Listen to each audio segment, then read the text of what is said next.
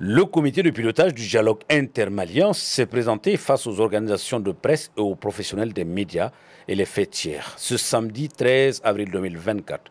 Objectif, saluer leur implication dans le processus jusque-là et présenter le bilan des activités. Cette rencontre s'inscrit dans la série de visites d'échange et de courtoisie entamée par le comité de pilotage depuis son installation par le chef de l'État. Il faut noter que ce jour marque également le début des phases communales du dialogue dans toutes les communes sur l'ensemble du territoire national. Comme son nom l'indique, le dialogue intermalien sera une piste de discussion entre les Maliens afin de trouver des solutions endogènes aux problèmes auxquels le pays est confronté. Nous sommes venus vous saluer.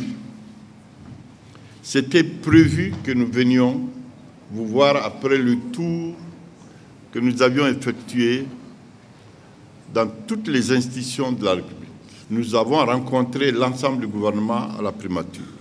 Nous avions rencontré également toutes les organisations socio-professionnelles au CICB. On a rencontré aussi le Comité national de transition, les syndicats, le groupement des femmes, des jeunes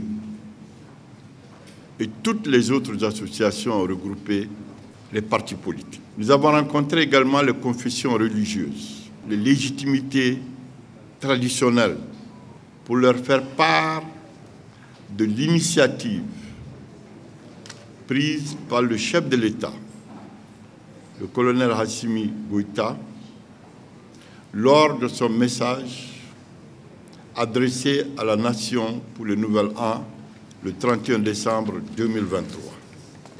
À l'occasion de ce message, il a dit qu'il allait opter pour un dialogue intermalien pour la paix et la réconciliation nationale. Parce que chaque fois qu'il y a conflit entre deux personnes, il y a toujours une troisième personne qui vient faire le médiateur.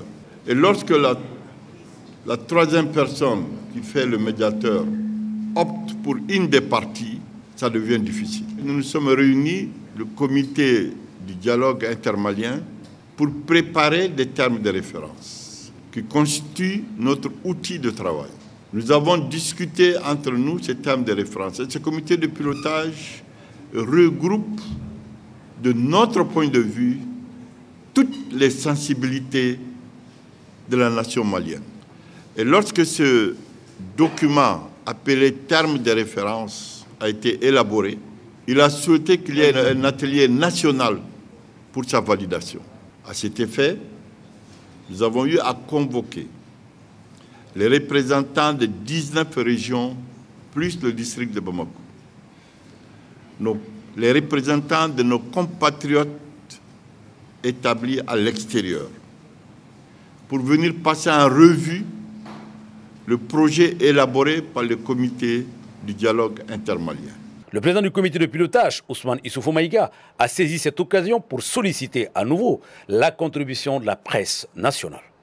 Et nous avons dit qu'il était important, même voire indispensable, que ceux qui ont la plume, qui ont le micro, nous puissions aller leur rendre une visite fraternelle pour échanger avec eux, non pas les convoquer au CICB où se trouve notre siège, mais venir à leur maison commune pour leur dire bonjour. Et voilà ce que nous sommes en train de faire. Nous vous demandons de nous accompagner parce que nous sommes tous, au-delà de vos métiers respectifs, des fils de ce pays, des filles de ce pays. Notre pays traverse des crises cycliques. Ça paraît même endémique. Il faut que nous sortions de ça. Parce que nous sommes tous concernés. Et nous voudrions que vous de la presse, vous les fêtiers de la presse, vous les journalistes, vous les présidents de ces organisations, utilisons nos micros, nos plumes, notre intelligence, notre savoir-faire pour que toutes les Maliennes et tous les Maliens se rassemblent dans leur diversité. Il est temps que nous pensions à notre pays. À ces doléances, le président de la Maison de la Presse, Bandjougou Dante, et le représentant des fêtières de la presse ont donné l'assurance de l'accompagnement profond de la presse malienne pour la réussite du dialogue intermalien pour la paix et la réconciliation, qui est une initiative du président de la transition, le colonel Assimi Goïta. Toutefois, les responsables des médias ont souhaité un forum inclusif où l'expression démocratique va prévaloir pour le bonheur des populations maliennes.